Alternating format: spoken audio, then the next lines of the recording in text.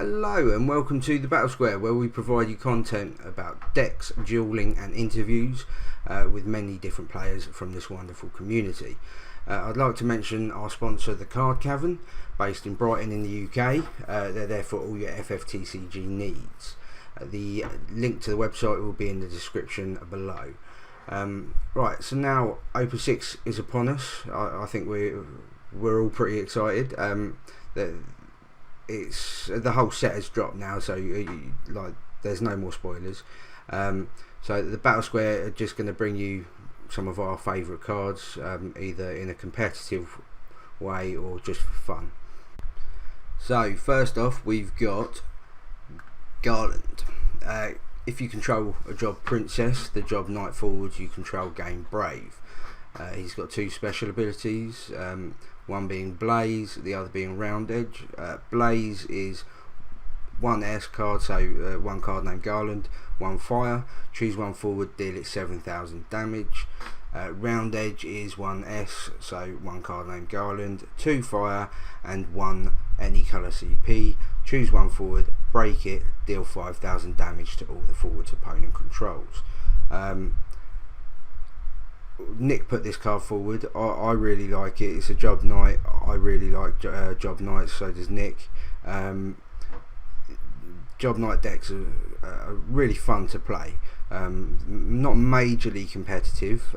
They may be in the future, but yeah, like I say, they're really fun to play. One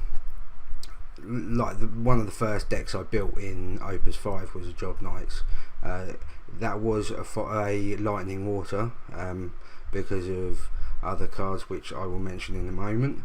Now obviously Garland synergizes with other cards, one being Avelia, because she's a Job Princess, so she activates his ability to give other cards Brave, other Job Knight cards for Brave.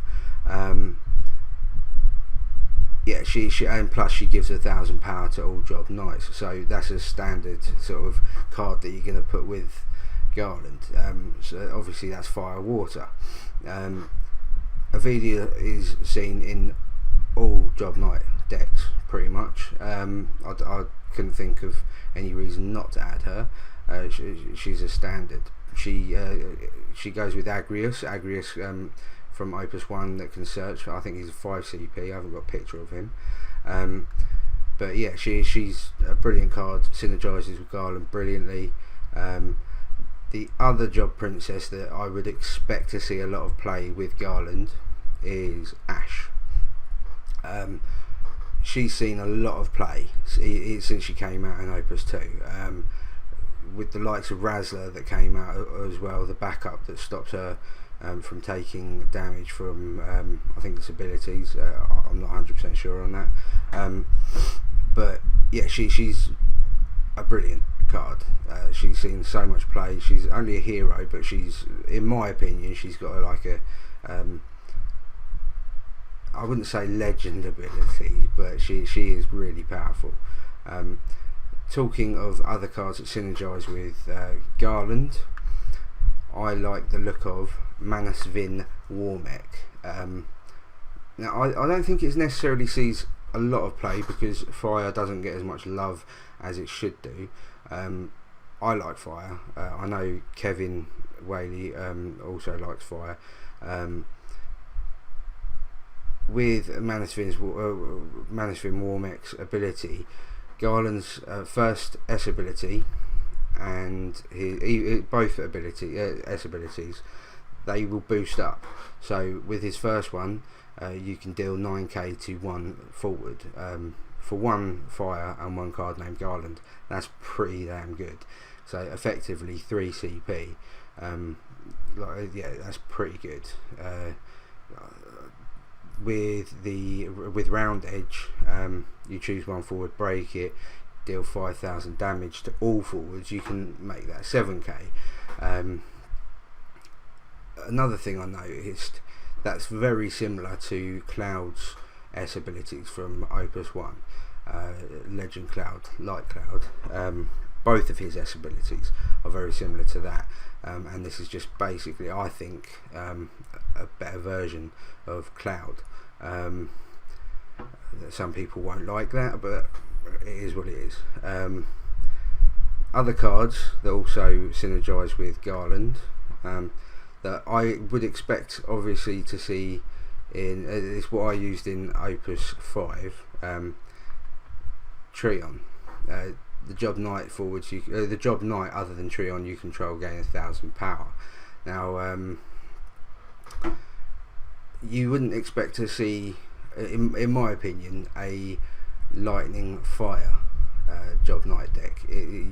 You're always going to really have water in there because of the likes of Avelia and Agrius and a lot of these other cards that help with that sort of synergy. The Job Princess, I think there's only one other Job Princess, and that's in Earth, and yeah, I can't imagine that sort of deck. I can imagine a tricolour Knights deck using lightning, water and fire. I know that there's been tricolour Earth, water and lightning decks, so it's not beyond reason. It'd be really interesting to see and play. Also, Duke Goltana, you're going to see something like that in a Knights deck. It's brilliant. Searches for Job Knights, you get to add it to your hand. You can use that for a Garland special. You can use that just to get your forces, your cards up. So yeah, I'm really looking forward to seeing Garland in play. I think it's going to see, it's going to boost some competitive play. I think fire doesn't get an awful lot of love, so hopefully this will help. It is the first fire legend I think that we got shown. No, that might have been Furion, I can't remember, but yeah, it's Fire Legend, Opus 6. I'm really looking forward to seeing it play. So, moving on to the next card, it is Spiritus. Spiritus can be played onto the field even if you control other dark characters. You can play 2 or more dark characters onto the field. When Spiritus enters the field, you may search for 1 dark forward and add it to your hand. Now, instantly, I'm pretty sure everyone knows the sort of cards that you're going to search for. It was pretty popular in Opus 5, and that would be Camlanaut. It was sort of like an engine in Opus 5. It was used quite a lot. The Camlanaut engine, you get to search for, using Star Sybil, you search for Camlanaut, then you search for Chaos, which opens up your elements. Now Spiritus sort of gets rid of the need for Star Sybil, so you can have that engine without like Star Sybil, which I quite like. It also it's got the same ability as Chaos in the sense that it can't tap for any colour CP, but it can you can play more than 1 dark character onto the field with Spiritus on the field.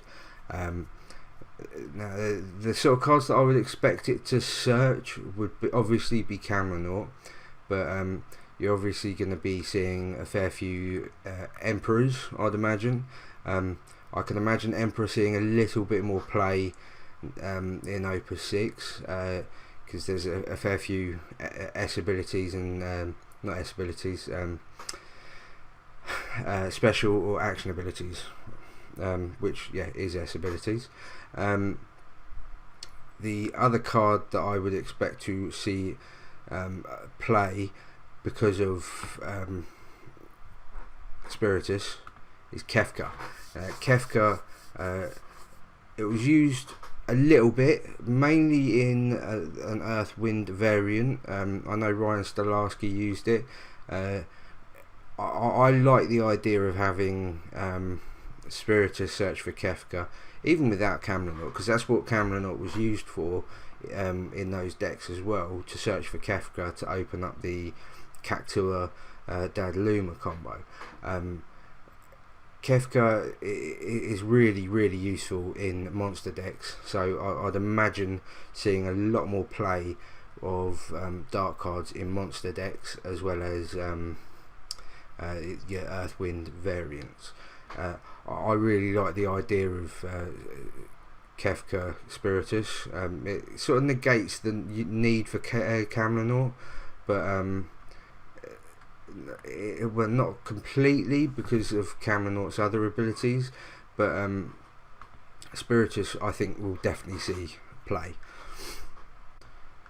Right, so the next card on our list was put forward by Kevin. It is Leo. Leo's got a lot of synergy with a lot of different cards, really.